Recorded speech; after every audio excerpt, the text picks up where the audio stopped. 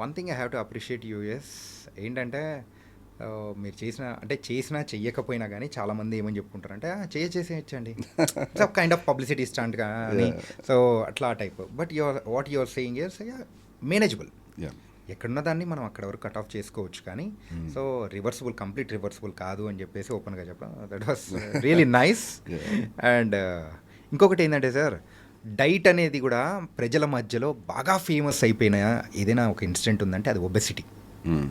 అరే first diet follow అయితేనే మనం వెయిట్ తగ్గుతాము, మనకున్న ఒబెసిటీ తగ్గిపోద్ది, మంచి షేప్లోకి వస్తామని చెప్పేసి అని అంటూ ఉంటారు. దానికి సంబంధించి మన దగ్గర డైట్ ఓకే.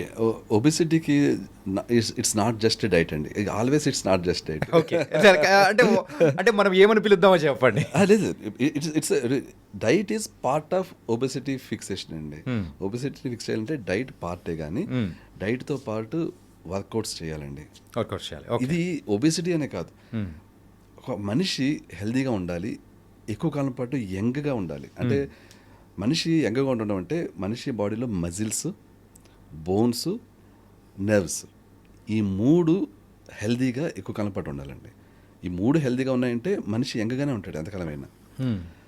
ఈ మూడు డిటరేట్ అవుతూ ఉంటాయి గ్యారంటీ అనమాట. ఏ మనిషిలోనే అవుతాయి, ఎంత ఏం చేసినా అవుతాయి, కానీ దాన్ని స్లో చేయొచ్చు ఓన్లీ వర్కౌట్స్ ద్వారా. ఓకే, వర్కౌట్స్ చేయకుండా మనం వీటి డిటరేషన్ని ఆపలేం.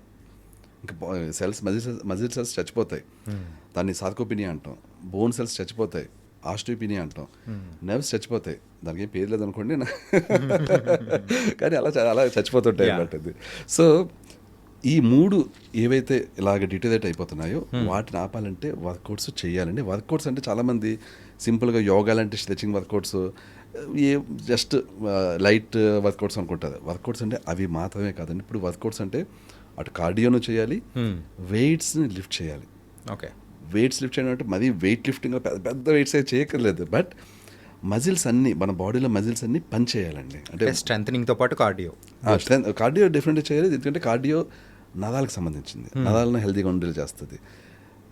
మజిల్స్ అండ్ బోన్స్ హెల్తీగా ఉండాలంటే వెయిట్స్ లిఫ్ట్ చేయాలండి. ఓకే, సో వెయిట్స్ ఆల్సో ఆ విధంగా వెయిట్స్ లిఫ్ట్ చేసి మనం మజిల్స్, బోన్స్ని గట్టిగా ఉండేలా చేసుకుంటాం, హెల్తీగా ఉండేలా చేసుకుంటాం. కార్డియో చేసి నరాలని అంటే నర్వ్స్ని, మన నర్వస్ సిస్టమ్ హెల్తీగా ఉండేలా చేసుకుంటాం. సో ఈ మూడు కవర్ అవ్వాలంటే అటు వెయిట్స్ లిఫ్ట్ చేయాలి, ఇటు కార్డియో చేయాలి, అండ్ జస్ట్ ఏదో 5-10 minutes కాదు. అన్ఫార్చునేట్లీ చాలామందికి ఇది నచ్చదు. ఈ నేను చెప్పేది గంట సేపు మినిమం చేయాలండి. ఓకే, ఇది గంట సేపు కాదు, పావు గంట చేస్తాను, అరగంట చేస్తానంటే కాదు, రెండు కలిపి గంటన్నా చేయాలి. మీరు ఒక కార్డియో ఒక 20-30 minutes చేసేదనుకోండి, 45 minutes దాకా వెయిట్స్ని లిఫ్ట్ చేయాల్సిందే.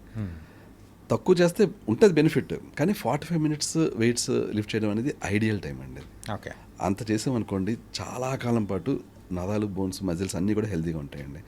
అన్ని బాడీ పార్ట్స్ కవర్ చేయాలి. కొంతమంది ఓన్లీ హ్యాండ్స్ చేసేసి షోల్డర్ చేసి అయిపోయింది అనుకుంటారు, అసలు లెగ్స్ టచ్ చేయరు. అది మాత్రం నిజం సార్.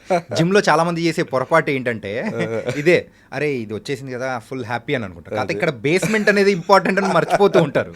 అవును, నిజానికి మనకి బాడీలో అన్నిటికంటే హెవీ మజిల్ ఉండేది మన ఇదిగో థై మజిల్ ఇక్కడే.